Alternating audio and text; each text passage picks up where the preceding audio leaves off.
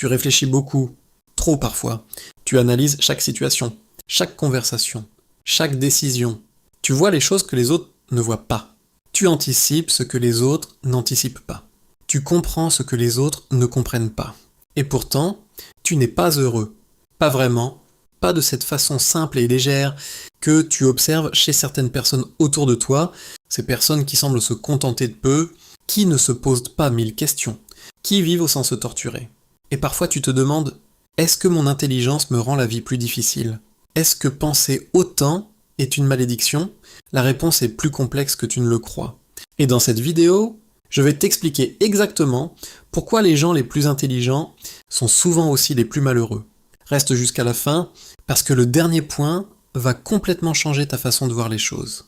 Il existe un paradoxe que la science a mis du temps à reconnaître. Plus une personne est intelligente, plus elle est susceptible de souffrir, de douter, de ruminer, de se sentir incomprise, de chercher un sens que les autres ne cherchent pas. Ce n'est pas une coïncidence, ce n'est pas de la faiblesse, c'est le revers d'un don.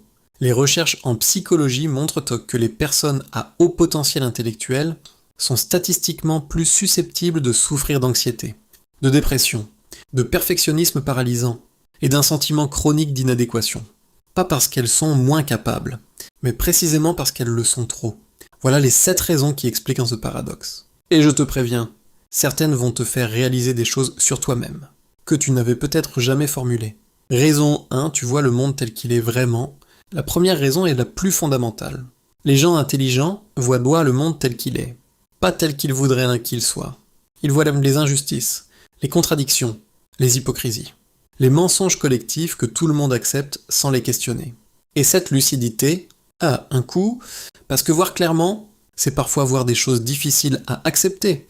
Les personnes moins analytiques peuvent se contenter d'une vision simplifiée du monde, d'illusions confortables, de certitudes rassurantes. Toi non, tu ne peux pas ne pas voir, tu ne peux pas faire semblant de ne pas comprendre, et vivre avec une vision lucide du monde, dans un monde qui préfère les illusions. C'est épuisant, et souvent très solitaire. Raison 2, tu rumines sans pouvoir t'arrêter. La deuxième raison est celle qui fait le plus de dégâts au quotidien. Les gens intelligents ruminent, constamment, profondément, sans pouvoir s'arrêter. Un cerveau actif et analytique ne s'éteint pas facilement. Il rejoue les conversations. Il analyse les erreurs. Il anticipe les problèmes futurs. Il cherche des solutions à des questions que personne d'autre ne se pose. Et cette rumination constante est l'une des causes principales d'anxiété et de dépression. Pas parce que tu es pessimiste, pas parce que tu choisis de souffrir, mais parce que ton cerveau est câblé pour analyser. Et qu'il ne fait pas la différence entre un problème réel à résoudre et une inquiétude imaginaire à ressasser. Il travaille, tout le temps, même quand tu voudrais qu'il s'arrête. Raison 3, tu as du mal à te contenter de la superficialité. La troisième raison explique ta solitude sociale. Les gens intelligents s'ennuient profondément dans les interactions superficielles, les conversations sans fond, les soirées sans substance, les relations sans profondeur. Ils les vivent comme une perte de temps, comme un vide inconfortable, comme quelque chose d'insupportable à endurer. Et parce que la majorité des interactions sociales restent en surface, tu te retrouves souvent à t'ennuyer, à simuler l'intérêt, à compter les minutes.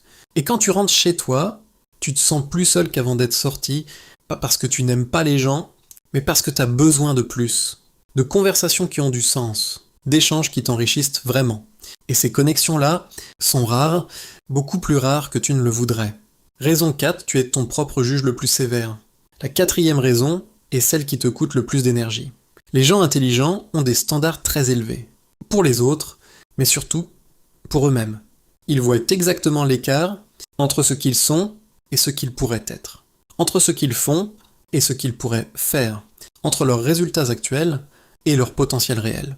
Et cet écart est une source permanente d'insatisfaction, parce qu'un cerveau intelligent sait toujours qu'il aurait pu faire mieux, qu'il aurait pu répondre différemment, qu'il aurait pu éviter cette erreur. Le perfectionnisme des gens intelligents n'est pas de l'arrogance, c'est une forme de torture douce, qui ne les laisse jamais vraiment se reposer, jamais vraiment se féliciter, jamais vraiment se dire « c'est bien, j'ai fait de mon mieux ». Raison 5, tu cherches un sens que peu de gens cherchent. Non, la cinquième raison est peut-être la plus profonde. Les gens intelligents ne peuvent pas vivre sans sens, pas juste survivre, pas juste passer le temps, pas juste suivre le mouvement. Ils ont besoin de comprendre pourquoi. Pourquoi ils font ce qu'ils font? Pourquoi ils sont là? Pourquoi tout ça a de l'importance? Et cette quête de sens est à la fois leur moteur le plus puissant et leur source d'angoisse la plus profonde. Parce que le sens ne se trouve pas facilement. Et les périodes où il manque sont des périodes de vide intérieur intense. Un vide que les autres ne comprennent pas toujours. Parce que de l'extérieur, tout semble aller bien, tu as un travail, des amis, une vie. Mais à l'intérieur, il y a cette question qui revient, est-ce que tout ça a vraiment du sens? Raison 6, tu anticipes tellement que tu ne profites plus du présent. La 6e raison est celle qui vole le plus de bonheur. Les gens intelligents vivent souvent dans leur tête, dans le passé qu'ils analysent, dans le futur qu'ils anticipent, mais rarement dans le présent. Et le bonheur ne se trouve que dans le présent. Jamais dans le passé, jamais dans le futur. Toujours maintenant, mais un cerveau analytique a du mal à rester là. Il vagabonde, il projette, il planifie, il redoute. Et pendant ce temps, les moments présents passent, sans être vraiment vécus, sans être vraiment savourés. Les gens moins analytiques sont souvent plus heureux simplement parce qu'ils sont plus présents, pas parce qu'ils ont une meilleure vie, mais parce qu'ils vivent vraiment celle qu'ils ont. Raison 7. Tu te sens incompris dans un monde qui valorise la simplicité. Et voilà la 7e raison, celle qui fait le plus mal. Les gens intelligents se sentent souvent profondément incompris. Pas parce qu'ils sont supérieurs, pas parce que les autres sont inférieurs, mais parce que leur façon de voir le monde, leur façon de penser, leur façon de ressentir est différente. Et la différence crée de la distance, même avec les gens qu'ils aiment, même avec les gens qui les aiment.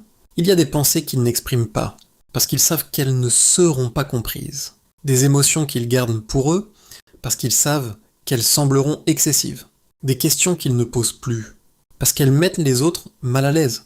Et cette solitude intérieure, dans un monde qui ne parle pas leur langue, est l'une des formes de souffrance les plus silencieuses qui soient. Voilà les 7 raisons pour lesquelles les gens les plus intelligents sont souvent aussi les plus malheureux. Tu vois le monde tel qu'il est, vraiment. Tu rumines sans pouvoir t'arrêter. Tu as du mal à te contenter de la superficialité. Tu es ton propre juge le plus sévère. Tu cherches un sens que peu de gens cherchent. Tu anticipes tellement que tu ne profites plus du présent, et tu te sens incompris dans un monde qui valorise la simplicité. Mais voilà ce que je veux que tu retiennes. Ton intelligence n'est pas ta malédiction. C'est le contexte dans lequel tu l'utilises qui peut l'être. Les mêmes qualités qui te font souffrir sont les mêmes qui te permettent de créer, de comprendre, de connecter profondément, de changer les choses autour de toi.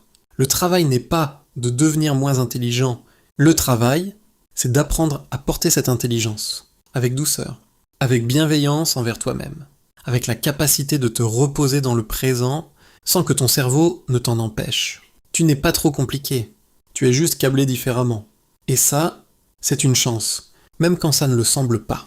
Si cette vidéo t'a parlé, laisse un like, dis-moi en commentaire, tu te reconnais dans laquelle de ces 7 raisons? Abonne-toi pour la suite. À très vite.